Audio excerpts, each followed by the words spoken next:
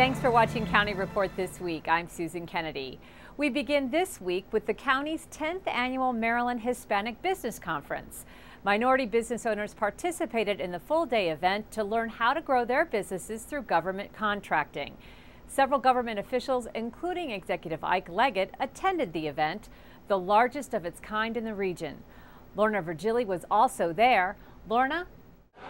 Susan, it is the largest Hispanic business event in the entire state of Maryland, and this year took place again here in Montgomery County with over 800 people in attendance. Minority business owners from all industries took advantage of the information provided at the Maryland Hispanic Business Conference. During challenging economic times for small businesses, this conference was a passage to new opportunities. The importance and relevance of this conference is that it provides tools necessary. It's a forum for the Hispanic business owner to get the tools necessary to start a business, sustain a business, and grow a business. The conference hosted workshops related to business financing, procurement, exporting, and how to market Hispanic, corporate America, and prime contractors, with panelists representing local, state, and federal government.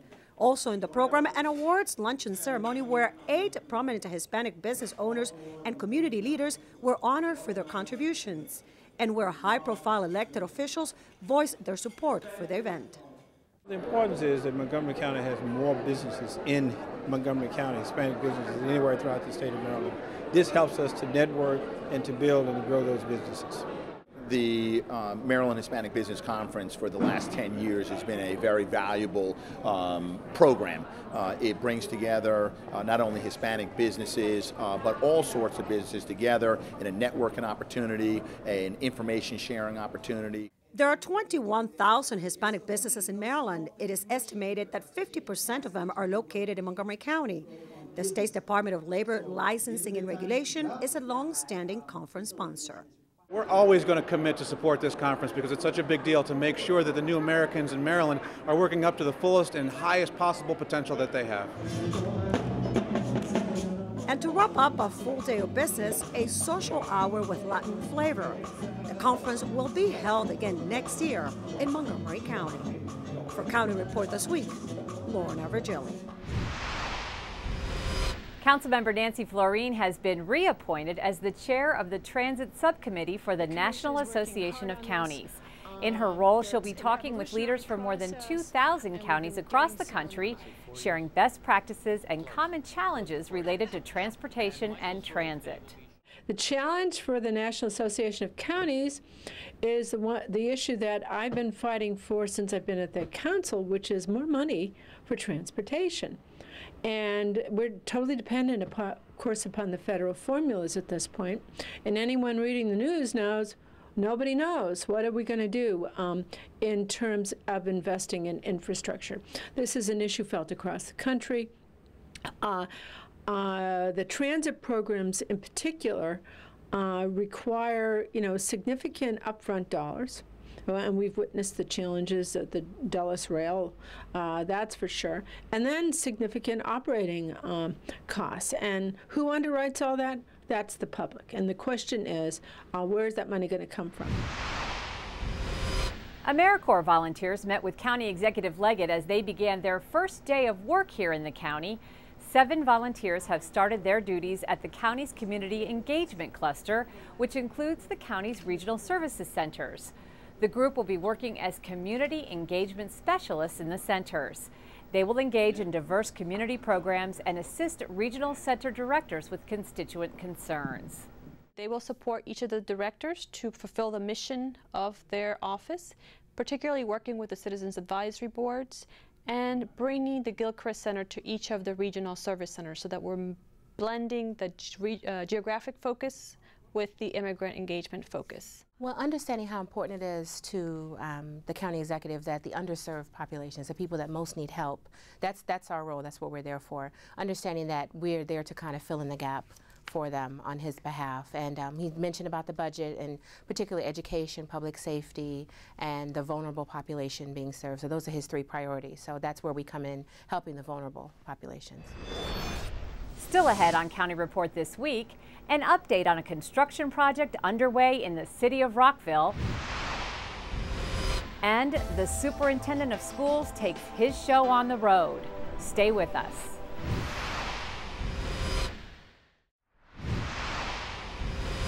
Welcome back to County Report. Another construction project we are keeping an eye on is happening over at Rockville's Rothgeb Maintenance Facility. Our Rockville 11's Bridget Breuer caught up with Superintendent of Parks and Facilities, Steve Mader, to learn more about how this project is going. It's going pretty well. We had a little rough start in the beginning, but we are hopefully on track or getting close to be on track to being completed in June of next year. And what's going on here exactly? Well, we've got a couple things. This is actually phase 2 of a 3-phase project. The first phase was a salt dome and a new stormwater management pond. The second phase is building a new fleet services building, which is for Pat Stroud and motor vehicle maintenance. And then we are renovating their building and bringing over some of the folks that are over at the Civic Center over to here, some of our maintenance folks. What will these new upgrades allow you to do? As far as the fleet services building, there's the ceilings are higher, the space is larger. They will now be able to get every vehicle into the building to work on it. It'll be climate controlled inside, some new in-ground lifts, so it will hopefully make Pat and his folks much more efficient. That's good. And what about how's everyone feeling over here in terms of they're pretty excited about it? I think people are excited about it, but they're tired of the dust. As again I said, it was a little slow to get going, but we're kicking butt now, I think, and we're moving along, and I think most people are excited. Hopefully at some point we'll get to phase 3, which is replacing some of the office space. And is that just a budget concern in terms of finding the funding for that? Well, it's budgeted now. We've been so tied up with phase 2 that the design is kind of stalled a little bit, but we are working on the phase 3 design, and hopefully that will get on track here soon also. Summer is over and it's back to school, and that means more pedestrians. Captain Paul Starks is here from Montgomery County Police to tell us about how to keep safe while we're on foot and in our cars. Captain? Well, Susan, pedestrian safety is something the police department has coordinated with Mr. Leggett's office for a number of years. Currently in the county, there are 7 identified high incident areas where there have been a higher number of pedestrian collisions. We want everyone to be a safe crosser, so hang up that cell phone, take the buds out of your ears. Even if you're walking with a friend, stop talking, walk with the green signal, and stay within the crosswalk, looking both ways the entire time. Tell us a little bit about this zero tolerance policy that the police have in place. During the coming year, there'll be waves of enforcement where officers will be detailed at these 7 high incident areas enforcing pedestrian laws. We want everyone to walk within the crosswalk and cross on the green. If not, they could be subject to a $50 fine. Okay, some very good advice. Thank you very much, Captain Paul Starks, Montgomery County Police. Along those same lines, in this week's transportation update, Tom Pogue has information on a recent summit that was held on the Pedestrian Safety Initiative. Hi, I'm Tom Pogue, Community Relations Manager for the Department of Transportation. Here's an update for Montgomery County. The Department of Transportation and Police met with County Stat to review the progress of County Executive Ike Leggett's Pedestrian Safety Initiative, launched in late 2007. County Stat conducts periodic reviews to analyze the effectiveness of the program. Data indicates pedestrian collisions and their severity are trending downward where engineering and enforcement or education strategies have been implemented. One of the biggest successes has been the Safe Routes to School program, where engineering improvements, bolstered by education and enforcement actions at 50 schools, significantly reduced pedestrian collisions. DOT Director Arthur Holmes described his department's traffic calming efforts, which have lowered speeds and the number of collisions. Slowing traffic can also significantly reduce their severity. He also reported that 1/3 of the county's traffic signals now allow pedestrians more time to cross. County Police Chief Thomas Manger discussed his department's new zero-tolerance strategy with its greater emphasis on issuing citations to both drivers and walkers who violate pedestrian safety laws. View the County Stat presentation on our website at montgomerycountymd.gov/countystat. We're working to keep you moving safely. As Dr. Joshua Starr takes the helm of the county school system, he is hosting 10 community listen and learn events this fall. The first event took place this past Tuesday night in Germantown.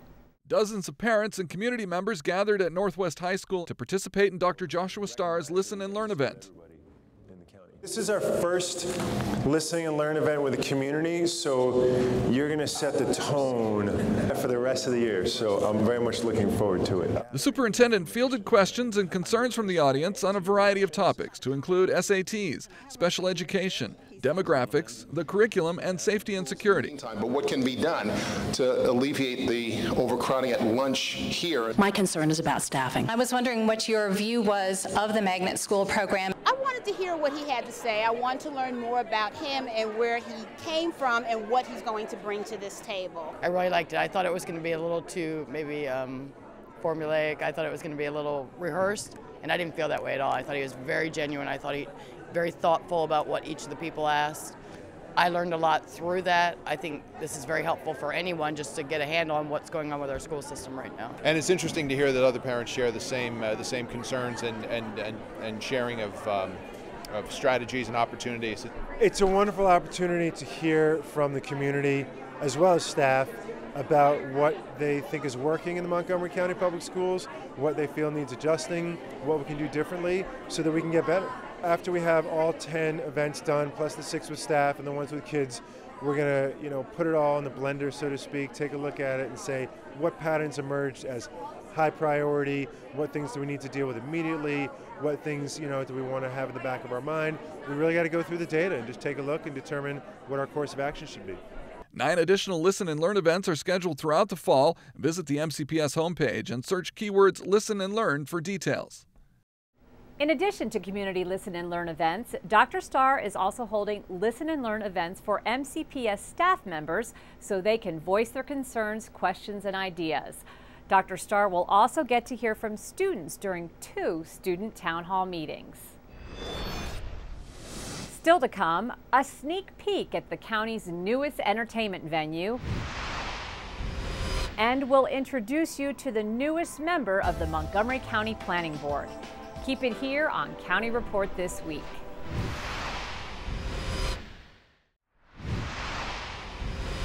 Welcome back to County Report This Week. It's been 10 years in the making, and its debut is just now days away. The Fillmore is set to open its doors September 15th, and we stopped by for a sneak peek at this new entertainment destination. Workers are putting the finishing touches on the Fillmore building.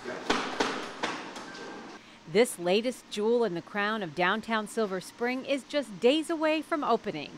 The old JCPenney building is the site of this unique public-private partnership. AFI Theater side of Colesville Road has been bright and energetic and lively for a number of years now, and very successful. But the other side of Colesville Road has been somewhat darkened, and now the Fillmore is taking that arts and entertainment district and really expanding it. It's going to be a tremendous partnership. This 2,000-seat music venue features the leading industry technology in audio, lighting, and video. The main floor features a large stage, 2 bars, and lots of space on the floor for dancing. The upstairs balcony has tiered seating and boxes for VIPs.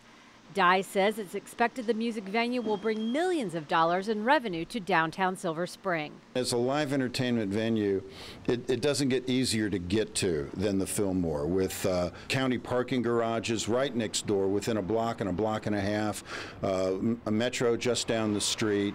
The accessibility to Fillmore is wonderful for both before show and after show attendees, utilizing restaurants and the shops in the Silver Spring area. We already know that a number of restaurants have discussed staying open and adjusting their hours. The folks from Live Nation are working with the local business community to create either specials or notices on websites about shows and about show-related restaurant menus and other sort of operations. So the relationship between the music venue and the Live Nation folks operating it and the businesses in Silver Spring is just going to be a win-win for everybody. The opening show will feature Mary J. Blige with more than 25 shows to follow through the end of the year. For more information, visit montgomerycountymd.gov/Fillmore. Bicycling and community activist Casey Anderson has been selected as the newest member to the Montgomery County Planning Board. The County Council approved his appointment earlier this summer, and we caught up with him to find out his philosophy on how Montgomery County should grow over the next decade. Hi there. Hey. Casey Anderson is no stranger in Montgomery planning circles. A Silver Spring resident, he has worked on the White Flint sector plan and the relocation of the Walter Reed Medical Center to Bethesda. Moreover, Casey has been active in his local civic association and served on the Silver Spring Regional Advisory Board, as well as directing the Washington Area Bicyclists Association. It's that commitment to this community and issues he cares about that prompted him to apply to the board. There were a lot of issues I was interested in around Silver Spring and the county, and I realized that if I didn't do it, nobody else would. And I think it's like President Obama says, you know, we're the leaders we've been waiting for, and if you care about your community and you want to see change, then you have to be willing to step up and do something about it. Anderson came to this area 10 years ago when downtown Silver Spring was in the midst of its redevelopment. As a lawyer and former journalist, he says he understands the need to get the word out about what's happening in the county.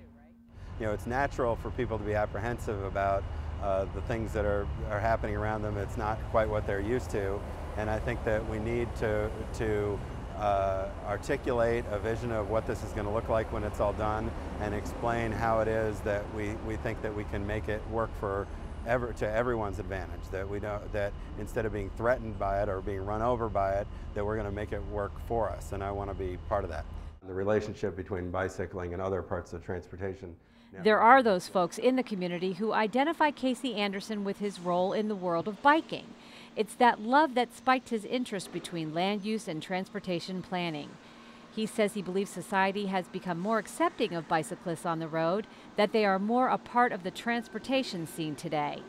Well, I always tell people I don't ride a bike because I'm trying to save the world. I'm doing it because it's fun. And it's a form of transportation that works in a place like Silver Spring or Bethesda. Increasingly, I think it's going to work in places like Rockville, and when White Flint is redeveloped, it's gonna make a lot more sense to walk or bike, or in some cases take transit, than it does to get in a car. That's not going to work everywhere or for everyone, but I'd like to try to help open people's minds to that possibility, that maybe it might work for them too. Though he has participated in just a few planning board meetings as a member, one thing he is sure of is that citizen involvement plays a key role in the process of getting things done. He says despite the transparency of the planning process, more could be done to bring new folks into the fold. I think that we have to constantly be thinking of new ways to engage with people. No one way is going to do it for everybody, so we have to go out and meet people where they are. And obviously people are busy and they have other things on their mind, so we have to not only give them opportunities that are convenient to participate, but also give them good reasons to get involved and explain to them what's at stake and how they could benefit, as well as what the risks to them are if they don't participate and they don't get involved. The Washington Revels is a 25-year-old nonprofit organization in the Washington, D.C. metro area that focuses on reviving cultural traditions through music, dance, drama, and much more. We will roll down, walk around, be brave boys, and roll down. Well, the Revels really is a performance community. We're a community of performers, people that love to sing, dance, create theater, tell stories, design wonderful crafted props and theatrical properties. And we come together to explore traditional material, the stuff of our ancestors, jump in the broom, you know, kind of Christmas celebrations, Hanukkah celebrations, turning of the year. The things that we used to celebrate as a community, and it's a little hard to find that. The Washington Revels is a place where people come together to kind of play again. We're getting ready for the Winter Solstice show. This year it will feature the treasures of Spain, the three great cultures, the Moorish culture, the Sephardic Jewish culture, and the Iberian Christian culture. Around the 10th century, the blossoming of these three great cultures. We're auditioning children's and teens next week. Very excited. We auditioned the parents, the adult chorus in May, and now I need families. So I'm looking for children to fill out these families. and we will audition them, and then we go into rehearsal starting around the middle of September, heading up to our opening in early December at Lisner Auditorium. So that is, these auditions are open to anyone who wants to call and join us. For more information about upcoming Washington Revels auditions or how to become a member, visit their website or call 301-587-3835. Up next on County Report, Kathy Stanhope will be here with our Pets of the Week. But first, it's time to plant your tulips and daffodils. We'll tell you more when County Report This Week continues.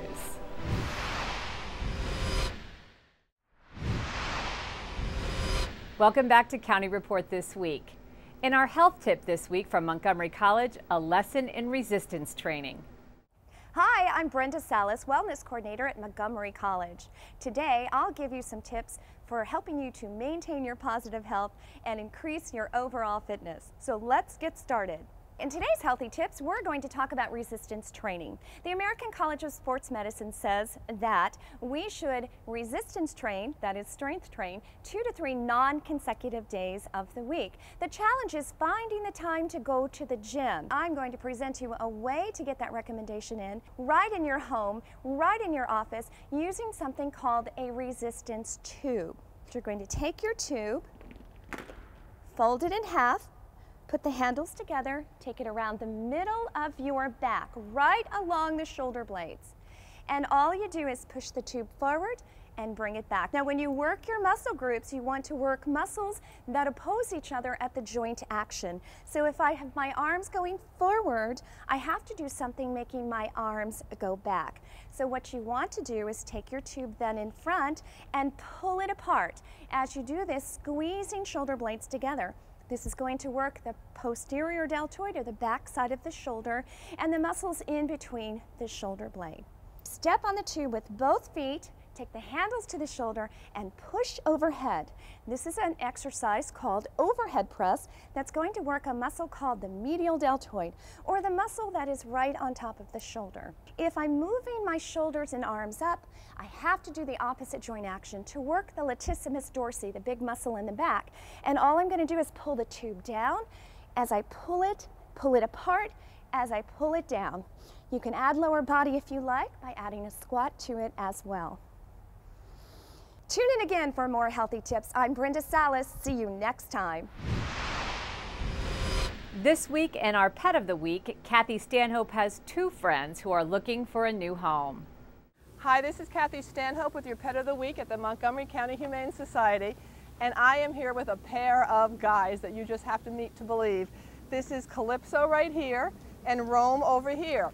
Calypso, the brown dog, is about 10, and Rome is just a very enthusiastic 2-year-old. And they're pit bull mixes, but we think the mix might be with a Labrador Retriever because they both like to carry. They both like to carry a ball around. And they are here because their owner was moving. Their owner was moving and couldn't take them along. And this is a very good time to point out that most of the animals at the shelter are here through no fault of their own. I hear people say that the animals at the shelter are there because they have problems. That's really not true. Most of the animals are here because the owners have had problems. They're moving, they've maybe gotten divorced and nobody can take the dog in the new apartment. Lots of the animals are here because their owners have died or have gotten ill. The dogs have really come here through no fault of their own. They just happen to be with people who couldn't take care of them any longer. And then they wind up in the cages here at the shelter and they don't know what they did to deserve that. And they're really just looking for a new home. So come on down to the shelter. We're on Rothgeb Drive off of East Goody Drive. Give us a call at 240-773-5967 or visit us on the web at mchumane.org. And come on down and meet Calypso, Calypso and Rome. Now, they did come in together, and we would like to adopt them together, but if at all possible, it would be nice for them to be adopted together. But if you really asked and wanted to just take one, I'm sure that could be arranged. Come on down and see us at the Montgomery County Humane Society. You'll meet your new best friend. Summer is quickly coming to a close, and that means it's time to plant bulbs for next spring. Our friends at Brookside Gardens have some tips for successful planting. Hi, I'm Phil Normandy, Plant Collections Manager at Brookside Gardens here in Wheaton, Maryland. Fall of Brookside Gardens means a lot of things, but to most of our gardeners it means bulbs, fall bulbs, thousands of them, all over the place, so that you can have this marvelous show of thousands of square feet of bulbs next spring at Brookside. But to do that, you need to be planting them now. Here I have 3 types of commonly available bulbs you're likely to find in your own garden center. Let me show you how the proper way is to plant them. First of all, you have to plant them in the right direction, pointy side up. With any bulb, you want to plant it 3 times the diameter of the bulb in depth. So if you have a little bulb, you plant it shallow. If you have a big bulb, you plant it deep, like so. There's no need to stomp on the ground. There's no need to add fertilizer. There's no need to do anything. Bulbs are planted in the fall because they're going to grow roots throughout the fall in order to pump up that leaf and flower, which is already inside this bulb, ready for next spring. So enjoy planting your bulbs in this beautiful fall weather and hope for the best. And finally, we want to leave you with information on the county executive's upcoming town hall meeting.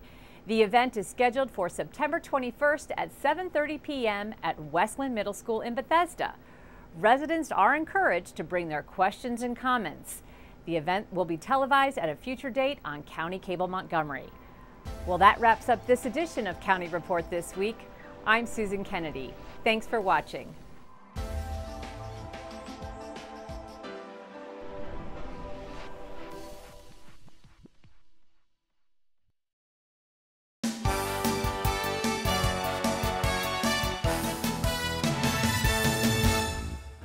Maryland Governor Martin O'Malley has named 2 new members to the Montgomery College Board of Trustees. Business entrepreneur Michael Priddy will serve a 6-year term, and MC student Jonathan Jays Green will serve 1 year as a student trustee. If your son or daughter has just started classes at MC, then plan to attend the new parent orientation on September 29th on MC's Rockville campus. Learn about academic support, counseling services, college policies, and more. Reservations are required.